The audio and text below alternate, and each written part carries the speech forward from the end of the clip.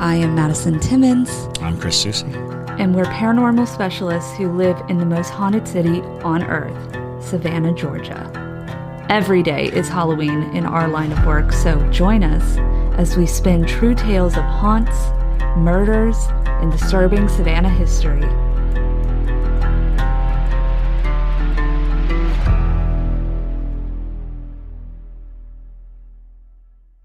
I'm Madison. I'm Chris. And welcome to the most haunted city on earth. Hello, and welcome back to another episode of the most haunted city on earth. My name is Madison Timmons. I'm Chris Susie. And I'm Pickles. Pickles! Oh, Pickles is sticking. Mm-hmm. Oh, Pickles. Oh, Pickles. I am a pickle girly, so there it works out. I am also a pickle girly. We love briny things. Yeah, I'm a bread and butter girly, and you're a dill. Classic dill. dill. But I'll hit up the dill. I'll hit up the dill. I like a good thickle, if you will. Thickle. Yeah. Thickle. But yeah, well, enough of the pickle talk. Well, welcome back, everybody. We have a nice and fun, spooky episode for you, which I'm sure is the reason why you are all here. One would hope. Yes. But before we get into that, we have a few announcements. So first off, we want to thank some new Parajunkies, and we want to thank Maria, April, Maggie, and we also want to thank Mel, who just upgraded to the next platform. Ultra Parajunkie. Ultra Parajunkie. So yeah. So thank y'all so much for joining us. Yes, if you would like to support us, that's the best way to do so is through Patreon. It is how we fund all these fun projects that we're looking to do in 2025. Also, you get to have live streams and meet really cool people, and you get to see behind the scenes all sorts of stuff. So yeah, we just unboxed a really cool protection item that is used to ward off evil creatures, particularly fae. Will be very effective against the fae. Exactly. Yes. We did that on the fix. Exactly. Cool. Yeah, definitely a cool time to be over on the Parajunkie side of things. And Also, do you like murder? do you like murder? Do you like murder? Are you sick in the head? Serial killers? I need context. Do you like when Madison says the F word? I know. If you haven't heard our new podcast from One to Wicked, then you definitely haven't heard her say the F word, but it's on there. It's one of those episodes. I think we have like 13 or 14. Yeah, it's really fun. It's JT and I's outlet for reading about all the true crime that we enjoy consuming. Oh, yeah. Yeah, basically, JT and I, whenever we travel, I always read to him about whatever murderous activities or serial killers or whatever sort of nonsense happened in whatever town we're driving through. And so we decided to take that and put it on a camera. There you It's go. a lot of fun. We have a good old time, and we rank these criminals on a scale of from 1 to wicked. Yep. Based off of 5 different categories. And it's interactive, so you get to vote along as well. And if you're a Parajunkie and we live stream the episode, you get to vote live, which is very fun. But Yes. yeah.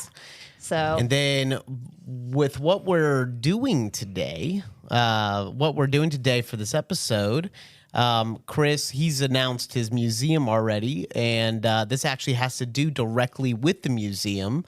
It is a sneak peek special look into the museum. sneakity peekity. Sneakity peekity. And we'll probably be doing these all along as we lead up to the opening. We're going to be sharing with you some of these items that we have been collecting. And collecting is sometimes a misnomer because it's not so much that we're collecting. It's sometimes these things are dumped on us. Sure. Yeah. And the people run away. And Yeah. And that certainly is the case with some of these items that we're going to be looking at today. So, yes, we have been corresponding with all kinds of different collectors from all around the world, people who have deep interest in the paranormal and deep interest in just the strange and unusual. But we are keying in as much as we can on paranormal customs, paranormal items that carry with them some form of attachment that is either a spirit, ghost, or other. And one of the first things that I'm going to bring out here is an item that comes from the ritualistic work of an indigenous people in the Ivory Coast. And in the Ivory Coast, these people are called the Dan people. The Dan people, they populate that whole area of the Ivory Coast and Liberia. And they do a lot of mask rituals. And if you see the masks of this region, they for the most part, are very typical of African mask work. Many people have seen them and would identify them immediately and say, oh, that's an African mask because of the oval shapes and the way Right. the eyes go. This mask is not that. No, it is not. This mask is different in a lot of categories. The ritual that this mask is used in is kind of a big dance that's a big part of the cultural scene there. And these masks are supposed to be imbued with the spirits of evil and dark forest-dwelling spirits. And these forest-dwelling spirits, in order to understand what they want from humans and how to communicate with them, they would get these volunteers, these dancers, to put on the mask. Because the mask, imbued with the spirit, allows them to become see-through and interact as one of these spirits. So it is called a transformation mask, a transformational mask that allows a person to basically become a spirit without dying. That's And, amazing. and then through the dance that they perform, the interaction between the living and the dead and the living and the supernatural becomes more of an understanding of how to behave Right. with these creatures. But this mask does not look like your classic ritualistic mask. I'm going to just grab it. Yeah. It's definitely not like a wood carving. There's not a lot of painting to it. If anything, it looks like something that would curse someone due to the hair. But it's So for those of Yeah. you There she is. who can't see this, the mask is wooden. It's carved wood. And when you first look at it, you kind of get the rough-hewn sense of it. When I first saw it, I thought it was maybe paper mache. right. Because it does look mottled and very odd. But when you touch it, you realize, oh no, this is a wooden mask. There are holes all along the top to suggest how it would be attached to a person's head. They probably create a net of twine or rope that would tighten it to the head. So this mask is a very perplexing thing because when you first look at it, you there is an uneasiness because it does not seem like an artisan. No, not at all. It almost seems like a desperate act. Right. It seems as though what you're really looking at is something that had to be made. You know, we're under a tight schedule and we Yeah. got to get this made. It has a real hair mustache, Which is, which I think is animal fur. oh, okay. I think it might be human hair, actually. And that's what I was wondering when I saw it, because I was like, is this supposed to be connected to somebody? Or is this... Well, and that's unfortunately because of the way that these are collected. The information does come slow. Like Sure. I don't have enough information on it. For instance, there is a large patch of, I'm going to say, flesh on the top of this mask. When you look at it, you get kind of a sensation that it could be human skin. Yeah. There is a chance, because it has a slight leather-like quality to it. But when you really look at it, you can kind of see textures in it, and the textures that you're looking I at mean, you're not wrong. definitely look like the way that skin reacts, the way it wrinkles, the way it When it dries up. yeah, when it dries up. Even if you held your own skin up to it, it kind of has similar patterns of cracks, you know, the way that skin cracks. So yeah, I'm not going to think too much on that.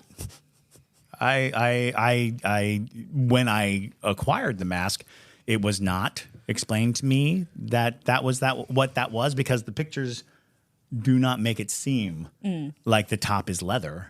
But sitting here looking at it, you're like, yeah, that seems that seems to be some kind of a hide of some type. I like his little tongue. Yeah, I like And his his tongue tongue too. is sticking out, which is often a depiction of. In almost every culture, these masks they'll stick their tongue out, and Yeah. it is purportedly because that is a fierce face. You know, Yeah, that- warrior face. Yeah, right. Yeah. That suggestion that they're doing something fierce, but it's also death. You stick your tongue out when you die, supposedly, and so they say that to look through the mask, to wear the mask, when you're looking through it, you're given phantom vision. You're given the vision of the spirits, the wood spirits. That's fun. And they believe. I know. Part of me is like, do you really want to put your face too close in there? But and they believe that the mask is imbued with a spirit that will sort of, I don't know if possess is probably the correct term, a spirit that will possess you and give you the abilities to interact and react as a spirit would. So yes, this is a mask from the Ivory Coast. It is a ritualistic mask, and again, when speaking with the collector, he shared pictures of it with me. I looked at him. I did not find it to be particularly eerie in his description or his pictures, but having it right in front of you, it does have a different sensation. How's it attached to its stand? So Maddie, it's using the holes. it's hooked. See, there are holes. Hooked. Okay, so that's why you could turn it to where it's face down. Right. I was like, Maddie, don't drop it. No, I know. No, yeah. The holes that you would tie it to your head actually have pins in the stand. The stand is obviously made for it because Right. they are fitted exactly to that. And I want to say that it looks like at some point it was maybe hanging, but it's a very interesting piece. It definitely is. And it just shows how cultures come up with their ritualistic patterns and their paranormal beliefs. And this was a way for a culture to interact and react to entities that they felt were around them and possibly, corrupting them or in some way influencing them. They wanted to be able to communicate with them. And again, most masks that you see here would be very smooth and very smoothed out. But this one, it just seems like they rough hewn it. You can see the gouge marks of the chisels. You can see that maybe someone was very desperate to speak to the spirit. And perhaps it was a specific spirit Right. that they were, seeking counsel from or connection to. Did they tell you what kind of tree the wood was made out of? No, unfortunately, a lot of it, because, and this happens a lot in collections, we were lucky enough to get a couple of items that came directly from the source. So we have an item that a holy man actually oversaw and delivered it, and they were able to interview him directly. This, I think, made circles. Sure. And so we're playing a game of telephone with it in Right. a lot of ways. So this is, and to be perfectly honest, I don't have a lot of sense of like energy coming off of it. Right. You just get the sense that it has a significance to the people who made it, and that it definitely holds sway in that paranormal way. So that is the Dan People mask from the Ivory Coast. Nice. Wow. Noise. Back, I'm going to bring Jeb over. Oh, Jeb. We Jeb. love Jeb. Y'all will love Jeb. Yeah, you'll love Jeb. Oh my God, that thing is. He's so upsetting. He is very upsetting. Oh, Jeb, you're here. This is the closest I've been to you in a while. Yeah, he's upsetting, and touching him is so weird. Like It's his body terrible. is wiggly in such a way that I can't explain, because it feels like he shouldn't be this Malleable. malleable, or he should be more malleable. Yeah. It's like he's the perfect stiffness and density of basically a child. Yeah, Jeb here has just been a problem since. He's been a problem. So our friend Patrick Wells with the Paranormal Society of Savannah had these 4 dolls that he was displaying in his coffee shop when he had a Haunted Grounds coffee shop, and he had like a kind of like a mini paranormal museum there. And he had been collecting these items from people, and Jeb here was one of the items that he had. And when he closed his coffee shop, he didn't know where to go, and he was like, "Hey, these are incredibly haunted items that have really gotten a lot of people's attention." He brought this in. I put it down, and when I put it down, this arm just went up. And I saw it, and I was like, maybe it's a function of the doll, because you see if you squeeze it kind of makes all these motions. He's a dancer. But it was very upsetting to me because it definitely seemed like he did it all on his own, and I didn't like it. Those hips don't lie. And then while I was talking to Patrick, I saw him do this. Didn't like that either because it happened out of the corner of my eye. And it took me a long time to really fully assess that I think he turned. I think he moved a little. And from that point on, I say for the next 2 days, he did a lot of moving. He's moved a lot. He's moved a lot. He's moved a lot. I've been sending photos, and just as I pass him, and they're like, we did not put him there. No. It was very upsetting. We got to a point where we were putting candy under his feet, so that we would see if his feet were moving. And one day he was like a full 3 or 4 inches behind the candy. I was like, and what you doing? I'm thinking Jeb? like, how can this be? Like if he's could it be that maybe vibrations during the night from the traffic outside? But he would have fallen over. But he would have fallen over. He wouldn't have shimmered away. Shimmied away. I'm just thinking vibrations or anything like that. Right. And so we started putting a camera on him, and then he got very still. He's like, ugh. He was like, camera. It's like, this was a fun thing, and now I have to show off. You know what's funny is he reminds me of like a blossoming serial killer kid that's about to grab an animal to decapitate it. Yeah. Like he's in that stance. Yes. And it doesn't help that his expression is right on the edge of mischievous. It's right on the edge of I'm going to mess you up.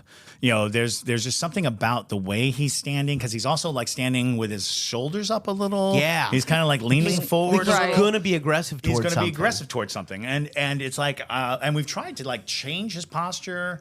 He does kind of bend and bow, but in order to keep him standing, you have to let him stand a little forward. Y'all see the comments, the junkies are going off right now. It's Chucky, yeah. Well, and it's so funny, y'all, because the day after Chris brought it in, I was here and I was looking for my props for my tour.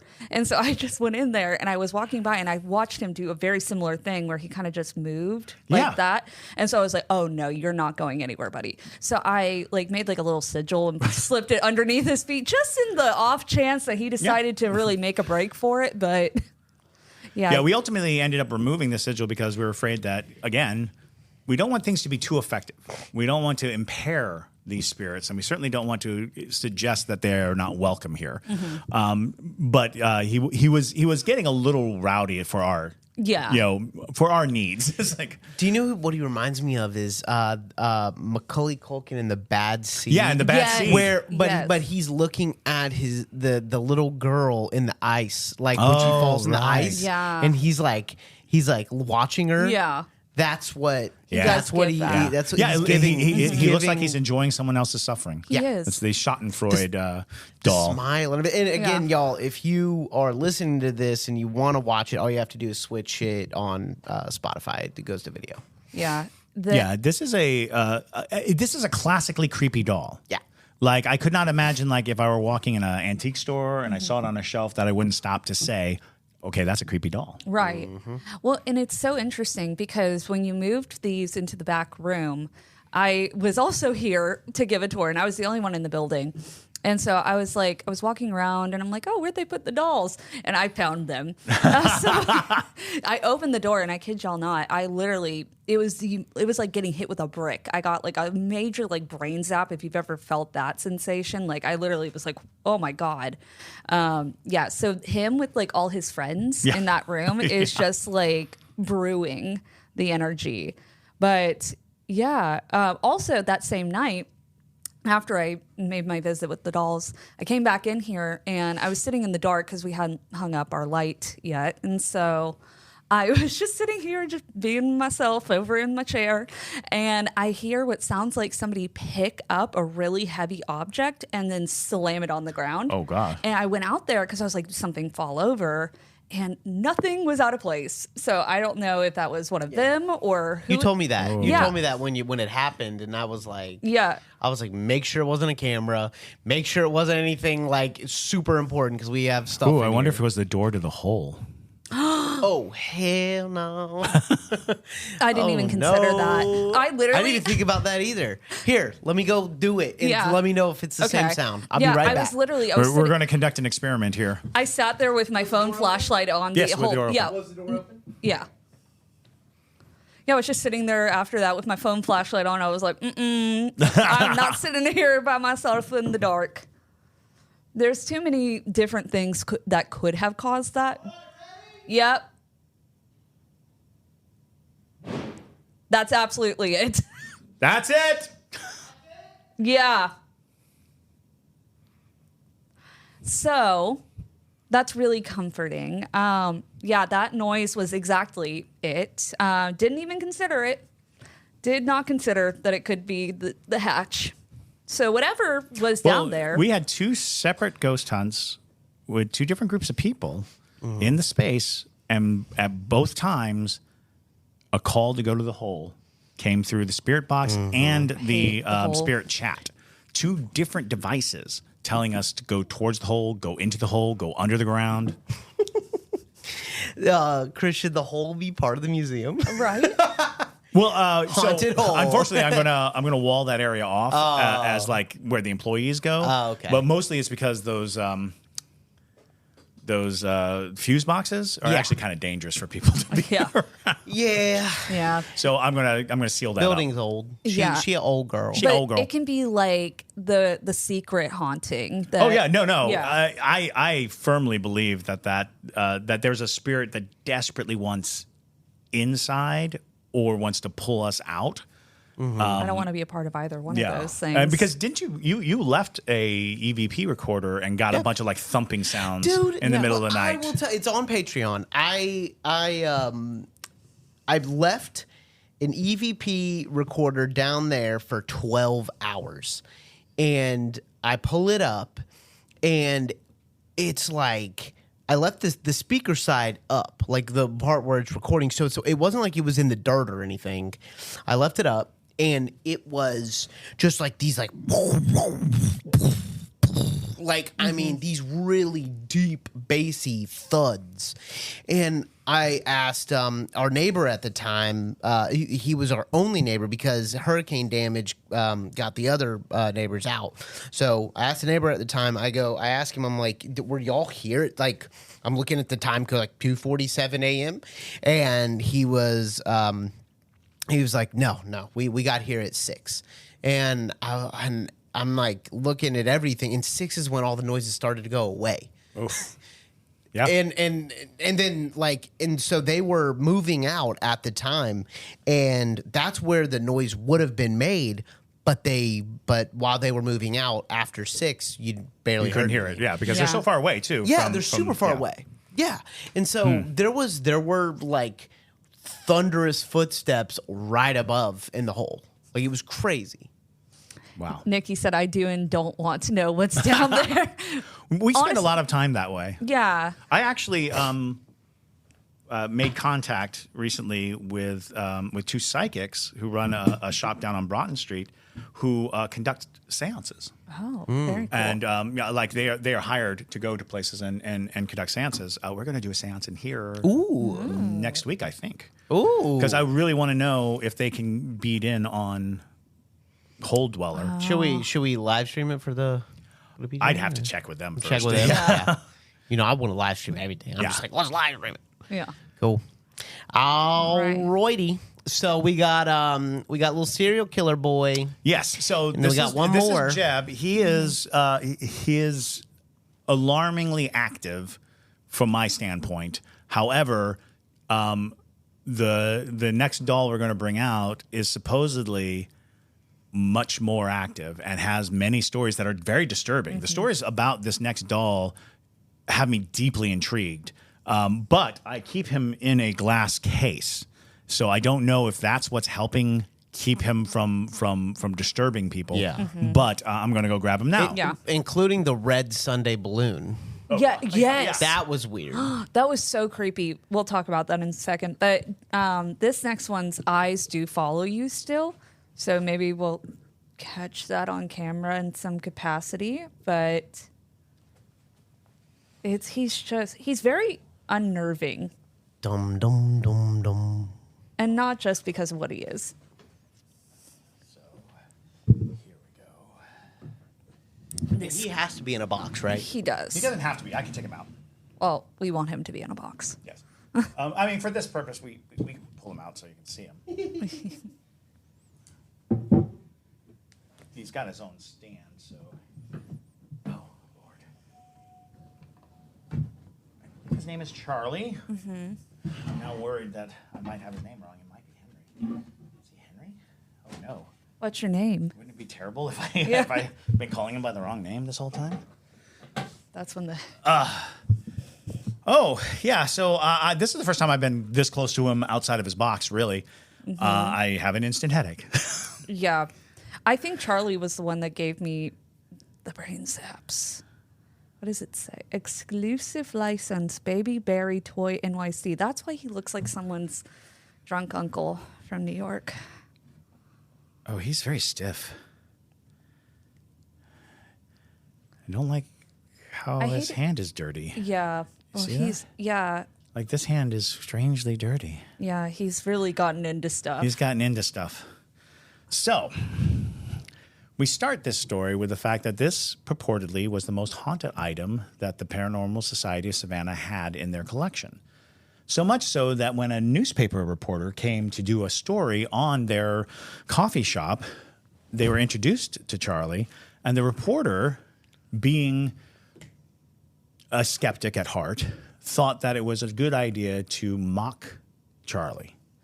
And in the interview, the reporter starts making fun of Charlie. During this exchange, a large series of mugs come flying off the wall, crashing on the floor. Now, the beauty of that is we have the newspaper article that the reporter wrote, relating this event. And that will be on display in the museum. But it creates this interesting thing because it was like, oh, well, what do we know about this doll? What is it? And it's like, well, this doll has a habit of showing up in places it doesn't belong. For instance, people would go home from the coffee shop, open the door, and the doll would be in their house. And they're like, what? Which makes it an apport, an item that can move vast amounts of space, seemingly by magic, and that is a dangerous enough thing. But he invades people's dreams. They have nightmares about him, repeated nightmares. Large groups of people have nightmares about him. He is also the most upsetting story that I heard was a person came home and was having the moment of realizing that Charlie was in their house, saw Charlie in their house, and thought, "Oh, I'm now chosen to have Charlie, to have this experience. Right. This is the experience that everyone talks about," and they kind of assumed that it was some form of Right? The smell? yeah. The smell, what? It smells like cotton candy or candy. It smells like circus peanuts or. It might be my gun oil because I was cleaning an antique gun. No, today. I know. I heard that. I smelled that the whole time just now. No, I got but a waft of something right. super sweet. Like, I smelled that when you opened the box. Oh. Yeah. yeah, that's weird. Anyway, so this person comes into their home. They see Charlie and they are like, "Oh, okay, it's Charlie." They move towards Charlie, thinking that Charlie's like sitting nearby. Did you? Charlie is not. Charlie. No, I didn't. Charlie's in another room. What is it? It just moved. scooched back He scooched at back. us. He scooched back. Like Yes. the whole stand scooched back. Yeah. He comes upon Charlie, sees him, and realizes that Charlie is not the small doll close to him, but Charlie is over 6 foot tall in the other room. This figure was standing in the other room, and as he moved towards it, he realized that it was towering over him. he immediately ran out of his house. Yikes. So who the heck made him? Because who would make something like that? Baby Berry Toys in NYC. For people driving and listening and all that, I mean, this looks like a vagabond His name's clown. Willie the Clown. Really not. His stitch says Willie the Clown. Oh, Willie the Clown. Interesting. The way that these get Emmett their Kelly's. names. Yeah, it's an Emmett Kelly. So if you're familiar with Emmett Kelly created the hobo clown. And the hobo clown is a very specific type of sad sack looking clown in distressed clothing. And then there's a whole line of them because it became such a popular clown, especially because it came about in the Depression era or just after the Depression era. So seeing people in that, a clown attire is perfectly normal. But the way that these dolls got their names is through spirit box sessions and through asking that makes them sense. If they have a name or what their name might be. So yes, he has a birth name, which is Willie, and Willie the Clown might be an Emmett Kelly character. It is. Yeah, No, it looks just like him. yeah. So, quick question: when did you bring him in? Like, what date? Do you remember? Just off the top? The same day that Jeb came in. So if you look into our text and see us talking about Jeb, Okay. then it should be the it same was day. the same day. Okay. He came I'm gonna with look Jeb. real fast because there's something interesting about this. Yeah, Willie's his government name. Yeah, Willie's his government name. And so, yeah, he is. And the spirit that attached to him may not have anything to do with the doll itself as much as it is this became a vessel. And that is the danger of haunted dolls. Haunted dolls are very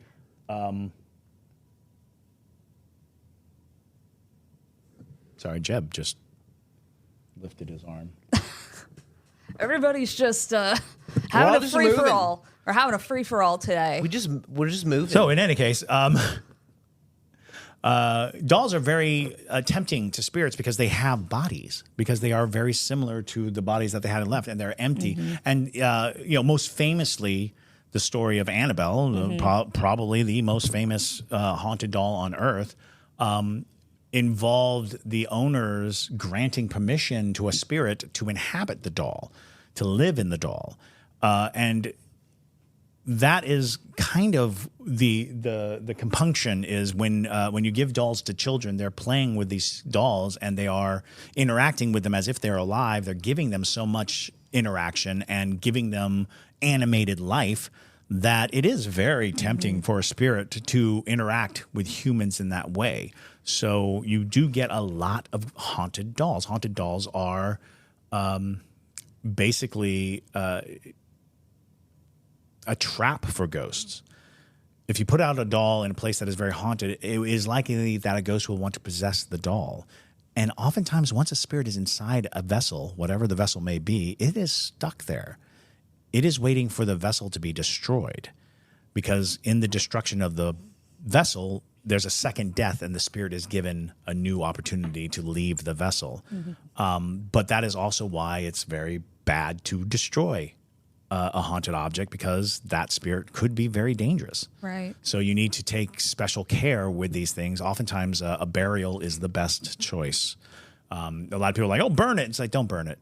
When the body is gone, the spirit is free. That is the truth that we've placed on our existence on Earth. So here we have oh, there's that smell again. It's weird. It is. It's really weird. Also, it smells like a memory. It smells like a memory. It's a faint memory. Yeah, it's a faint memory of a time gone by. Speaking of haunted dolls, just a full side note. JT, did we ever get my haunted doll off of the top of the room that these guys Oh, are she's in? sitting in the room, I think. My doll? I think so. Yeah. Oh, good. Okay. Yes, sir. Yeah. She joined the gang. Okay, great. She's in there. Here, Because I was quite concerned for a little while. If you're new here and don't know about my haunted doll, my haunted doll is one that I grew up with. I got it from my grandmother after she passed when I was 2 years old. And so it's always been with me. But I hated this doll as a child because it would move. It would move around my room. Its eyes would follow you. No, that's not her. This is not her. No, that's All not right, her. Then we don't know where she is. She should be This one just showed up. I don't know who it is, but it was in a box next to all the other dolls. Oh, well, that's delightful. Yeah, I don't know why that keeps happening to us. Is these dolls just keep appearing in places, but this one in particular, she has a white like christening dress on. She has like stark blue eyes, and she has a broken leg. I don't know why her leg broke. That was when particularly she started getting really active. Oh, I'm sure. Is when her leg broke. And so when I moved out of my parents' house, I left that doll there because I did not want to bring it with me, obviously. And so eventually, many years later, I bring JT to my parents' house and he sees this doll. He's like, well, we have to have this with us. And I'm like, absolutely not. And so eventually we ended up taking the doll. And so it lived in my trunk for a while. And after that doll lived in my trunk it was in there for about 3 months. And within that time span, I got into 3 car accidents. Nothing major, but just significant, significant enough where it was like, what is happening? Because I've never been doll in your trunk. Yeah, and I've never been in a car accident before in my life prior to that. So that was very bizarre. The haunted hole. Yeah. Yeah, it should be on top of the room on the roof. So she might eventually just show up in there. She'll show up one day. But all the parties happening in there. I'm also noticing that his hands are out. I noticed that too. And it's very odd. That's an odd position to put a doll's hands in. I was like, well, maybe it's just twisted somewhere, but it seems like give it's me a hug. sewed that way. Mm-hmm. So the first time you sent a photo of him was December 11th. Yeah. But I thought it was like early December and all of that. And I'm trying to find when you brought him in because his birthday is December 9th. And I didn't know if you brought him in on his birthday. That's interesting. Let me Happy birthday, Charlie. Related. The balloons. Oh yes. Tell the story of the balloon. Yeah. Yeah, that we think is associated with Charlie. Yeah, Go ahead, tell JT. it. No. Oh, you won't be okay. Yeah. Well, I mean, it wasn't. I mean, it was kind of nuts. I think it happened during an episode. Yes, It happened during an balloons. episode. Yeah. There was multiple red balloons that I think I still see one in there. We kept them, but there were multiple red balloons while we were doing an episode that just crossed into our parking lot. I think it was like on a Sunday. Yeah, and because we have a school close to our building, and so I'm thinking that the school, they're having an event, and I look over, there's like no one there. And I'm like, where in the heck are all these red balloons coming from? There's like multiple, and they're all entering the parking lot. And I go and I get them and I bring them in, and y'all start freaking out. And then I put one over by him because like a clown needs a balloon, right? Sure. Mm-hmm. And then did it deflate or what happened to it? No, it blew up. Remember? Yeah. It It popped. blew up. Oh yeah. Oh, we have footage of it. Yes. Yeah. Yes. Okay. That's it. Yes. Sorry. So much haunted stuff happens Yeah. here. So that there were 3 balloons. Yeah. Yeah. 2 of them kind of deflated, but that one exploded. Yeah. Yeah. Yeah. Yeah. Okay. The one I that was do hanging remember on that. him. I have the footage. Right, you have the now. footage. Yes. All right. Yeah. It's That's crazy. Charlie here is very disturbing. Yeah, I have a weird headache. Like from the moment we took him out of the box, I've been having this weird headache. It's like closing my right eye kind of sensation. Ooh. Yeah. But yeah, he's an interesting. It was December 11th is when he was December brought 11th here. is when he Although brought it was him. 2 December days 9th after his that birthday. Patrick reached out and said, "Hey, can I bring these over?" Oh, his birthday. He's like, I need a new home for my birthday. That's crazy. Oh, Lord. I Yeah, hope he right? doesn't end up there. Yeah. Yeah, please don't kill anyone, Charlie. We would really appreciate that. Oh yeah. He gives me the same vibe as Robert the Doll. you Yes, he's got a little bit of Robert the Doll sensation to him because he definitely seems like you need to ask permission around him. Like you're Right? supposed to be a little more respectful around him. You get the sensation that there are consequences to being a little flip with him. Yeah, he exudes menace in a way, but not like evil. More like take him seriously. Right. like Yeah. which is funny because he's a clown. Yeah. Did you I'll, prop him back up? Oh yeah, I pushed Okay. him up because wanted to make I was sure. getting worried that it was his body weight that was making him move that way. So yeah, I'll post the the balloon popping video on Patreon. Yeah. Yeah. Super creepy. Yeah. All of these guys have various bizarre stories, and yeah, they've definitely made our lives more colorful since they got here. Indeed, they have, and they were out in the open. But as we started working a little harder on getting the space ready, it was like, well, we can't have them just like hanging out while we're moving all this stuff. So we put them in a smaller room where they are where they're gathering energy, and that's where the fireball of just dense energy fires at you the second you open the door. Yeah. Just so much fun. Yeah. It's crazy. Do you have the spirit chat with you? I don't. I really should have brought it. I got out of the habit of carrying it everywhere I go. I do have your classic apps. That is true. Let me see if I can. That might also be a really fun thing to do for Patreon is we go into the room. I'm with thinking these of guys. Let's do doing that. a live. Let's do that instead. Once we have the spirit chat. Yeah. We'll do a live maybe next week on Patreon. Let's do that. I agree with that. And we can also just do a live where we take one of the S boxes, the spirit box, leave it running with a camera in there, and leave. That's a good idea. And just let it run for a period of time. Okay. Because we can also do that on. I see that done a lot on TikTok. Although that may not be an option soon. So we'll do it on YouTube. On the YouTubes. But yeah, well, thank y'all so much for listening to today's episode and watching, if you're watching on Spotify video podcasts or YouTube, so that you can see these lovely babies' faces. But yeah, we hope you had a good time listening. We hope that Charlie here doesn't show up in your nightmares. Yes. And I hope he does. Oh, gosh. If he does, please write a ghost mail. Please write a ghost mail if that happens to you.